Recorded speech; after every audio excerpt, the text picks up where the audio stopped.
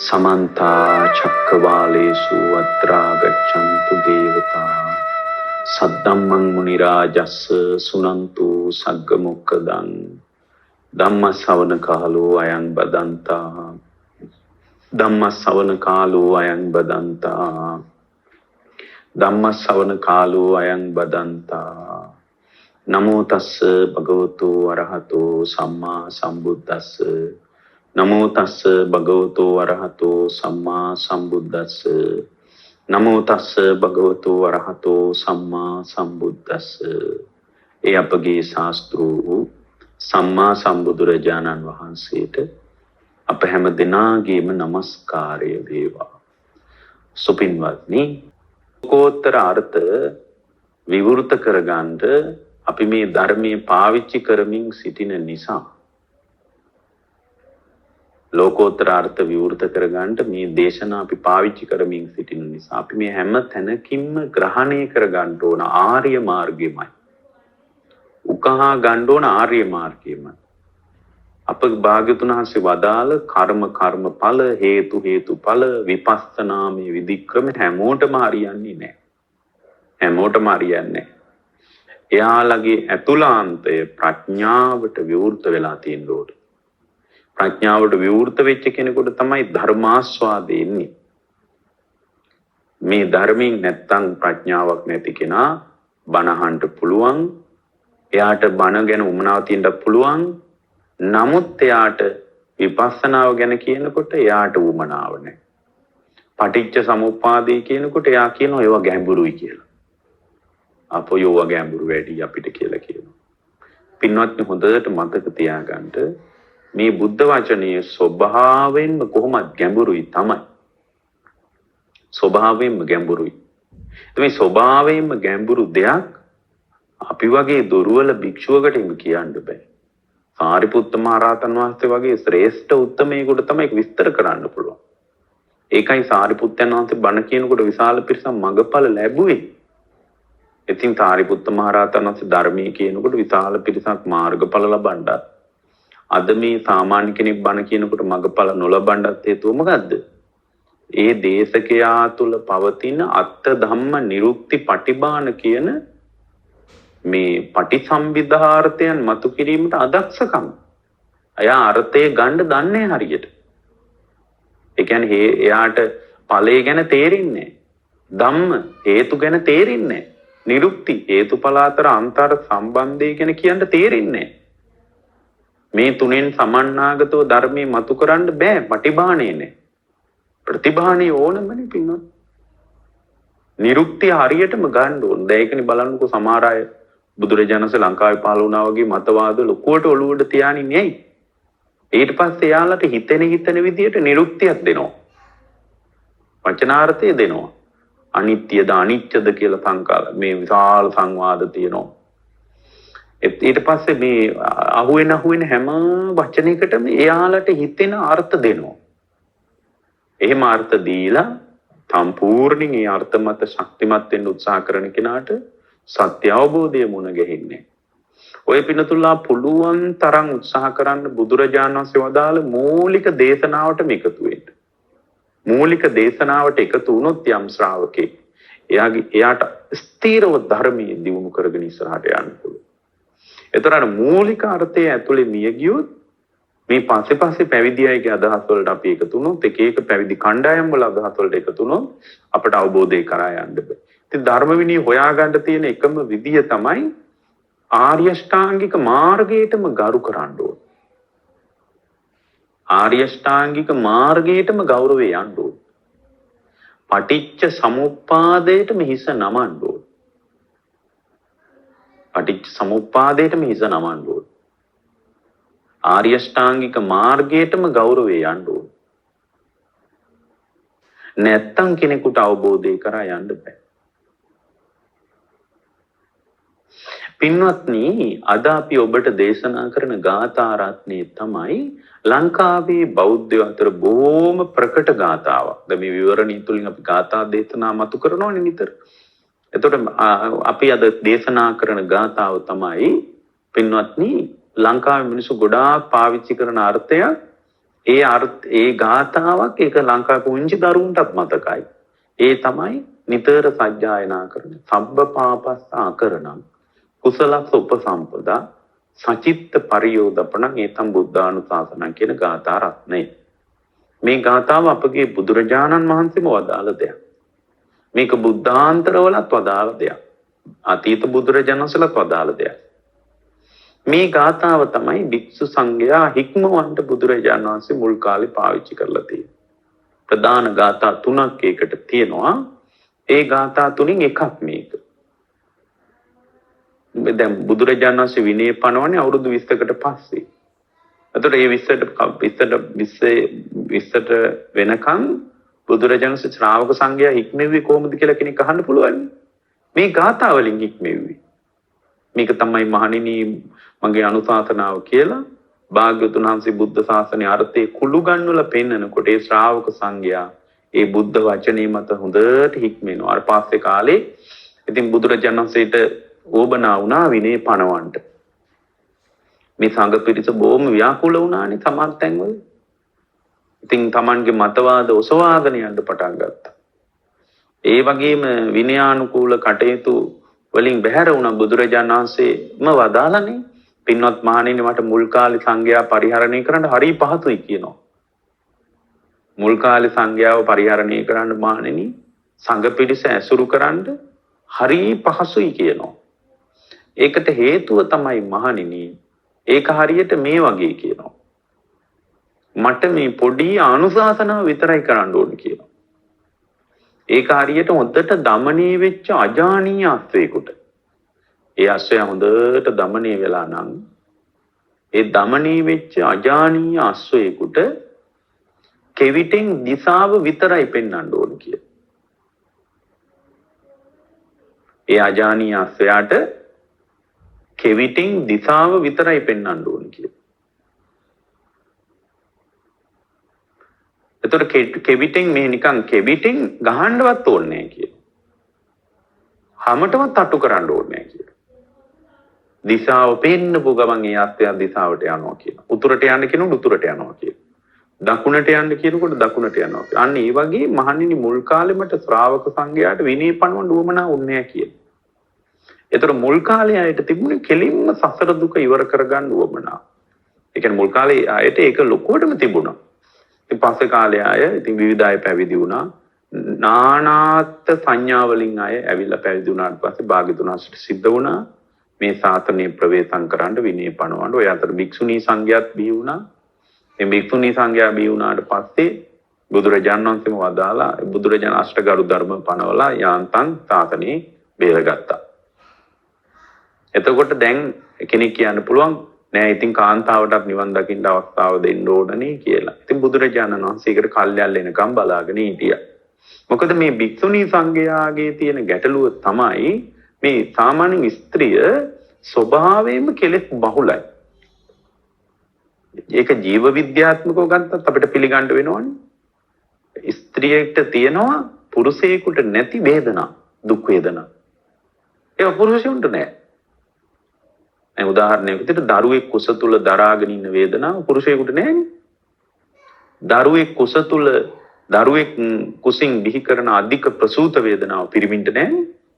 ඒවා ස්ත්‍රීන්ටම ආවේනික දුක්. බුද්ධ වචනේ සූත්‍රයක් තියෙනවා ආවේනික දුක්ඛ කියලා. ඒ සූත්‍රේ නම. ඒකේ තියෙනවා මේ ආවේනික දුකක් ස්ත්‍රියට තියෙනවා. පුරුෂයෙකුට නැති. එහෙනම් අපි මේ මිනිසුන් ස්ත්‍රී පුරුෂ බෙදීමක් කරන්න නෙමෙයි මේ කියන්නේ. ජීව විද්‍යාත්මකව ගත්තා. කාන්තාව විඳවන පුරුෂයෝ විඳවන්නේ නැති දුක් තියෙනවා. එනම් වෙනසක් තියෙනවා. දැන් බලන්න අපි පහුගිය කාලේ දැක්ක එක මෙහෙණියක්ම යසෝදරා දේවියට තාම නරක වචනයක් කියලා දොස් කියනවා. බලන්න බුද්ධ ශාසනය කොච්චර කඩාගෙන වැටිලාද කියලා. මේ පිළිවෙත් පුරණයිගේ වැටීම වෙන අන්‍යාගමික කෙනෙක් කරා නම් කමන්නේ. යසෝදරා උත්තමාවියට අපගේ බුද්ධ ශාසනයේ හිටපු දේවදත්ත හාමුදුරුවවත් ඒ වගේ අශෝභන වචනයක් කියලා කතා කරලා නැහැ. දේවදත්ත භික්ෂුවත් නැගණිය කියලා කතා කරලා තියෙනවා. මේ බුද්ධ ශාසනයෙන් පැවිදි වෙලා සිවුරු දරාගත්ත මෙහෙණියක් මේ චෝදනාව කරාම ඒකෙන් තේරෙනවනේ බුදු සාසනේ බොහොම දුර්වල තැනක දැන් තියෙන්නේ කියලා. නමුත් වාසනාවකට ආර්ය ශ්‍රැංග මාර්ගය තියෙනවා.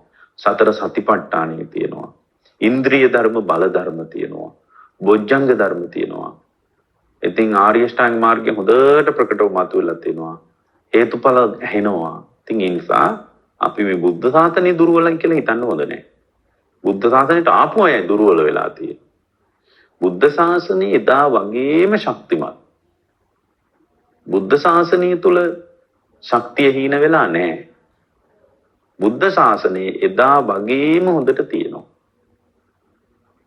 බුද්ධ ශාසනය තුල පිළිවෙත් පුරණ අයගේ දුර්වලකමක් තියෙනවා. ඒකයි මෙතන තියෙන ප්‍රශ්නේ. පිළිවෙත් පුරණ අයගේ කඩාවැටීමක් තියෙනවා. වෙන දෙයක් නෙමෙයි. දැන් ඔය සබ්බපාපස්සා කරණම් කියන ගාථාවේ ඇත්තටම මේක ශ්‍රාවක සංඝයා සංසුන් කරන්න බුදුරජාණන් වහන්සේ ওই ගාථාව තමයි නිතර පාවිච්චි කරලා තියෙන්නේ. මහණෙනි සියලු පව් දුරු කරන්න ඕන, කුසලස් උපසම්පදා කුසලයේ උපදවන්න ඕන, සචිත්ත පරියෝදපණං සිත දමනය කර ගන්න ඕන. ඒතම් බුද්ධානුශාසනං, ඒක තමයි බුද්ධානුශාසනාව කියලා බුදුරජාණන් වහන්සේ හරියට සංඝ පිරිසට අනුශාසනා කළා. එතකොට මේ සංඝ පිරිස ඒ අනුව හික්මුණා. මාර්ගඵලත් ලැබුවා. එහෙනම් මේ වගේ ගාථා රත්නයක් ඇතුලේ තියෙන්න ඕන මොකද්ද? ආර්ය අෂ්ටාංගික මාර්ගයමයි. දැන් අපි බලමු මේ ගාථාවේ ආර්ය අෂ්ටාංගික මාර්ගයේ කුළු ගැන්විලා තියෙන්නේ කොහොමද කියලා. මේ ගාථා රත්නේ ආර්ය අෂ්ටාංගික මාර්ගයේ තියෙන්නේ කොහොමද කියලා අපි ඒක තමයි බලන්නේ. මේක මෙහෙම එකක් ඔයාලා කවදාවත් අහලා නැතුව ඇති. ඒ නිසා විවරණීය වැඩසටහනින් හරි මේ ගාථාව දැන් මේ ගාථාව ඉස්කෝලවලත් කියනවා. මිනිස්සු බුදුන් වැඳලත් කියනවා. නමුත් මේ ගාථාව ආර්ය අෂ්ටාංගික මාර්ගයේම ගැබ් වෙලා තියෙනවා කියලා සාමාන්‍ය කෙනෙක් හිතන්නේ නැහැ. එතකොට පින්වත්නි මේකේ වචන තුනයිනේ තියෙන්නේ. සියලු පව් දුරු කිරීමද, කුසල් ඉපදවීමද, සචිත්ත පරියෝදපණ. තමන්ගේ අභ්‍යන්තරය දමනය කර ගැනීමද. සිත දමනය, මොකද සිත දමනය නැති නිසානේ පින්වත්නි මේ සිත වේගෙන් සිතුවිලි මත දෝලණය වෙන්නේ. සිත දමනය නොවිච්ච තැනක හැම වෙලාවකම සිතුවිලි ගලන වේගය හරීම වැඩි. සිත දමනය නොවුනට පස්සේ සිතුවිලි ගලන වේගය හරිම වැඩි. සිත දමනය නොවුනට පස්සේ.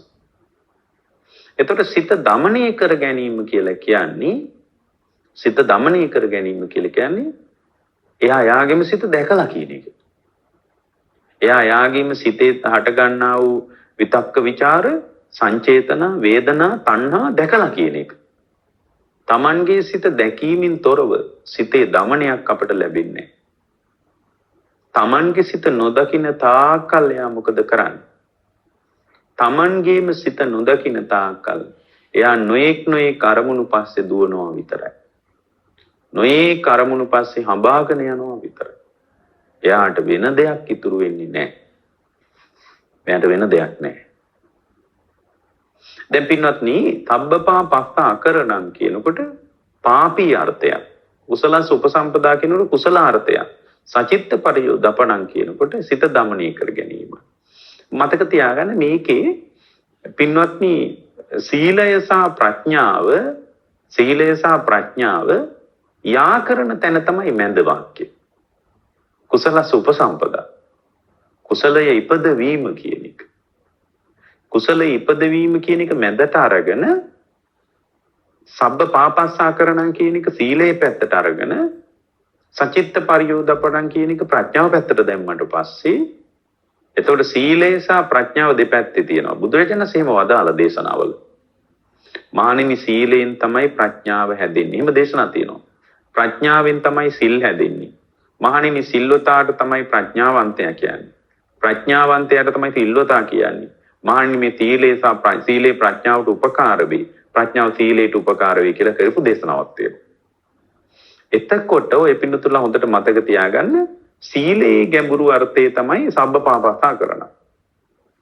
ප්‍රඥාවේ ගැඹුරු අර්ථය තමයි සචිත්ත පරියෝදපණං. Tamanගෙම සිත දකින්න එක. කුසලස් උපසම්පදා කියන එක තමයි මේ දෙක යා කරන එක. මේ දෙක යා කරන්න ඕනේ. සීලයෙන් ප්‍රඥාව හදන්න ඕනේ, ප්‍රඥාවෙන් සීලය හදන්න ඕනේ. දැන් ඔය සබ්බපාපත්ත අකරණම් කියන එකට සම්මා දිට්ඨිය යටත් පිටින් අංග 4ක් ගන්න පුළුවන්. ඔන්න බලන්න ආර්ය අෂ්ටාංග මාර්ගයේමයි වදාරලා තියෙන්නේ. ඒතර කෙනෙක් කියන්න පුළුවන් නෑ ඔහොම මේවා තියෙන්න බෑනේ. පින්වත්නි අපගේ බුදුරජාණන් වහන්සේ වදාලා පින්වත් මහණෙනි මං යම් තාක් ධර්මයේ දේශනා කළාද ඒ හැම තැනකම ආර්ය අෂ්ටාංගික මාර්ගය ගැන අර්ථයක් තියෙනවා. නිවන් මඟ තියෙනවා.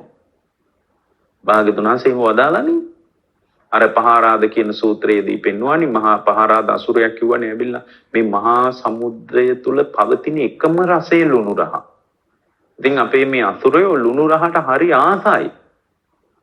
ලුණු රසයට හරි කැමතියි. ඉතින් අනේ ස්වාමීනි මේ ලුණු රසයට කැමැත්තෙන් තමයි මේ අසුර පිරිස වාසය කරන්නේ. ස්වාමීනි මේ ශ්‍රාවක සංඝයා මොකද මෙච්චර තාතනේට සිත් අල්වාගෙන සිත් බැඳගෙන ඉන්නේ? තරුණයෝ ඇවිල්ලා හොඳට රන්වන් තියෙන වස්ත්‍ර අයින් කරලා කහට වස්ත්‍රයක් දරානේ ඇයි මෙච්චර කියලා අනුර බුදුරජාණන් වදාළේ මොකද මේ බුද්ධ ශාසනය යම් තාක් ධර්මයේ මතු වුණාද හැම තැනකම නිවන් රහ තියෙන්නේ කියලා. ඒ කියන්නේ හැම තැනකම තිබිලා තියෙන ආර්ය අෂ්ටාංග මාර්ගය. මොකද ආර්ය අෂ්ටාංග මාර්ගයේ නිවන ස්පර්ශ කරන්න පුළුවන්. දැන් තව තැනක තියෙනවා අපගේ බුදුරජාණන් වහන්සේ හොඟා ප්‍රසිද්ධ යෙදුමක් තියෙන්නේ. අර බුදුරජාණන් වහන්සේ ඇටේරියා වණී සින්සපා වණී ඇටේරියා මිටක් අතට අරගෙන වදාලානේ මහණෙනි මගේ ධර්ම මගේ අවබෝධය හරියට මේ මහ විශාල සින්සපා වණේ වගේ. නමුත් මම නුඹලාට කිව්වේ මේ ඇටේරියා මිටක් වගේ පොඩ්ඩයි. ඇයි ඒ පොඩ්ඩක් කිව්වේ? අච්චර මහ විශාල දැනුමක් තියේදී ඒ පොඩ්ඩක් කිව්වේ. ඒ පොඩ්ඩ විතරයි නිවනට උදව් වෙන්නේ. එහෙනම් නිවනට උදව් නොවන දේවල් අපගේ බුදුරජාණන් වහන්සේලා වදාරලා නැහැ. නිවනට උපකාරයක් නොලැබෙන දේවල් භාග්‍යවතුන් වහන්සේලා වදාරලා නැහැ. එහෙනම් මේ ගාථාවේ තියෙන නිවනට උපකාරය නම් ආර්ය මාර්ගය. ආර්ය ශ්‍රාංගික මාර්ගය. පින්වත්නි ඔය සබ්බපාපස්ස අකරණම් කියනකොට ඒකට අපි ගන්නේ සියලු පව් රැස්වීම සීලාර්ථයෙන්නේ පාපෙන් ගැලවීමේ අර්ථය කියලා අපි මේ අද දේශනාවට අනුව කිව්වේ. අපි ඉස්සරහටත් විවරණේ වැඩසටහන මේ ගාථාවෙම කරනවා තව. එතකොට තවත් හොඳට තේරෙයි. එතකොට පාප නිවාරණ අර්ථය සීලය තුලින් පූර්ණේ වන විදිය බුදුරජාණන් වහන්සේ වදාරලා තියෙනවා. එතකොට සබ්බපාපස්ස අකරණම් කියනකොට සම්මා එයා තුල සම්මා ආජීවයත් සම්මා වායාමයත් ඊට පස්සේ සම්මා කම්මන්තයත්. එතකොට සම්මා ආජීව වායාම කම්මන්ත. එතකොට සම්මා ආජීව වායාම කම්මන්ත කියන ටික සියලු පව් දුරු කිරීමේ අර්ථය තුල ශක්තිමත් වෙනවා. කුසලස්ස උපසම්පදා කුසලයේ උපද්දවනවා කියනකොට සම්මා සතිය. කුසලයේ උපද්දවනවා කියනකොට සම්මා වායාමයි. ඇයි? සම්මා වායාමයේ කියන්නේම කුසලයේ උපද්දවනවා කියන එක. උපන් කුසලයේ වඩනවා නූපන් කුසලයේ උපද්දවනවා වායාමයේ හිමනේ තෝරන්නේ. සතර සම්‍යක් පදාන වීරියනේ තෝරන්නේ. හොඳට බලන්නකො සම්මා වායාමයේ කියන තැනක තියෙන්නේ කුසලාණං උපසම්පදාය අකුසලාණං පහානාය. ඔය යෙදුම තමයි බුද්ධ වචනේ නිතර පාවිච්චි කරන්නේ. වායාමයේ කුසලයේ උපද්දවන්ට වෑයම් කරනවා. අකුසලයේ දුරු කරන්නට වෑයම් කරනවා. ඔච්චරයි නිති. කුසලාණං උපසම්පදාය අකුසලාණං පහානාය. ඕකට අපි දැන් සම්මා වායාමයේ කියන කොයි පින්නතුන්ලා පෙරලලා බලන්න ඒකේ තියෙන්නේ මොකද්ද? උපන් කුසලයේ වඩනවා නූපන් කුසලයේ උපද්දවනවා. උපන් අකුසලයක් තියෙනවා නම් ඒක දුරු කරනවා. නූපන් අකුසලයේ නූපද වීම පිණිස වෑයම් කරනවා. ඒ කාරණා හතරෙන් සමන්නාගත තත්වයට අපි කියනවා මොකද්ද? සම්මා වායාම. සම්මා වායාම. එතකොට දැන් මෙතන දෙවෙනි වාක්‍යය මොකද්ද? කුසලස්ස උපසම්පදා. ඒක තියෙන සම්මා වායාමය. ඊට සචිත්ත පරියෝදපණං සිත දමනී වෙන්නේ කොහොමද? එයා යාගේ සිත දකින්න ඕන. එයාගේ සිත ඇති වෙන නැති වෙන විදිය දගේ සම්මා සතිය. සචිත්ත පරියෝදපන. සම්මා සතිය නැති මිනිසෙකුට ඒක කරන්න බෑයි මේ පින්වත්නි සචිත්ත පරියෝදපන සිත දමනී වෙන්නේ සිත දකීමේ. සිත දමනී වීම ආරම්භ වෙන්නේ සිත දැකීමේ. දැකපු සිත ඇති වෙන නැති වෙන විදිය දැකීමේ. ඇති වෙන නැති වෙන කම නිසා අනිත්‍ය වශයෙන් බැලීමේ. සිත දමණය වෙන්නේ. සචිත්ත පරියෝද. ඒ විදිහට බලන එකයිදී මොකටද? සම්මා සතියට. සමුදය ධම්මානුපස්සී වාචිත්තස්මින් විහෙරති. වය ධම්මානුපස්සී වාචිත්තස්මින් විහෙරති. සමුදය වය ධම්මානුපස්සී වාචිත්තස්මින් විහෙරති. එහෙමනේ තෝරන්නේ. මහණෙනි මේ සිත සමුදය වෙන විදිය දකින්න ඕන. වය වෙන විදියක් දකින්න ඕන. ඇතිවි නැතිවි යන විදිය මේ සිත දකින්න ඕන. අන්න එහෙනම් එහෙම දකින්න එකට මොකද්ද කියන්නේ? එහෙම දකින්න එකට කියන්නේ සතිය, සම්මා සතිය. එන යම් කෙනෙකුට සචිත්ත පරියෝ දපණං කියන එකෙන්නේ මොකෙන්ද? සචිත්ත පරියෝ දපණං. ඒකේ එන්නේ සම්මා සතිය. එතකොට සිත දමනය කර ගැනීම පිණිස පුද්ගලයා තුළ ඇති වෙන මූලික සංයමය මොකද්ද? සම්මා සමාධිය. සිත වික්ෂිප්ත නොවි පවතින එක. තම තමන්ගේ සිත වික්ෂිප්ත නොවි පවතින. එතකොට බුදුරජාණන් වහන්සේගේ බුද්ධ දේශනාව ඇතුලේ අපේ සිත වික්ෂිප්ත නොවි පැවැත්ම පිණිස බුදුරජාණන් වදාළේ කුමක්ද? මහණෙනි සමාධිය වඩන්න කියලා. එතකොට එහෙනම් සචිත්ත පරියෝදපණං කියන එකේ ඉන්නේ මොනවා මතද? සම්මා සතියයි සම්මා සමාධියයි මත. සම්මා සතියයි සම්මා සමාධියයි මත. එතකොට සම්මා සතියයි සම්මා සමාධියයි මත නම් සිත සචිත්ත පරියෝදපණං කියන එකේ ඉන්නේ. එතකොට මේ විදිහට Tamanගේ සිත දකින්න එක මොකද්ද? සම්මා දිට්ඨිය. සම්මා දිට්ඨිය. එතකොට මේ බුද්ධානුශාසනාව සම්පූර්ණ කරන්නේ මොකෙන්ද? සම්මා දිට්ඨිය. ඒ තම බුද්ධානුශාසනාව. මේක තමයි මහණෙනි නුඹලාට මගේ අනුශාසනාව කියලා කියපු ඒ අනුශාසනාව පිරෙන්නේ. අනුශාසනාව සම්පූර්ණ වෙන්නේ. එමත් නැත්නම් අනුශාසනාව ඒ බුදුරජාණන්සේගේ ශ්‍රාවකයා තුළ පිහිටන්නේ සම්මා දිට්ඨිය. එතකොට මෙතන සම්මා දිට්ඨිය කියලා කියන්නේ මොකද්ද? අරහත්ත්වයට. එතකොට කෙනෙක් කියන්න පුළුවන් නෑ සම්මා දිට්ඨිය කියන්නේ යහපත් දැකීමනේ. බුදුරජාණන්සේ කෙලින්ම සම්මා බොයි පිනතුල්ලා මහා චත්තාරීසක සූත්‍රය බලන්න ඒ දේශනාවේ කෙලින්ම අරහත්ත්වය තමයි සම්මා දිට්ඨිය කියලා තෝරන්නේ. සම්මා දිට්ඨිය ප්‍රභේදගතයිනේ. ලෞකික සම්මා දිට්ඨිය කියලා කියනවා. ලෝකෝත්තර සම්මා දිට්ඨිය කියනවා. මාර්ග සම්මා දිට්ඨිය කියනවා. ධ්‍යාන සම්මා දිට්ඨිය කියනවා. ඵල සම්මා දිට්ඨිය කියනවා. ප්‍රත්‍යවේක්ෂණ සම්බන්ධ සම්මා දිට්ඨිය කොහොම මොන තරම් පැති වලින් අපට මේක කතා කරගන්න පුළුවන්ද? කීයක්නම් පැති වලින් මේ කතාව අපට කතා කරගන්න පුළුවන්ද? ගොඩාක් පැති වලින් කතා කරන්න පුළුවන්.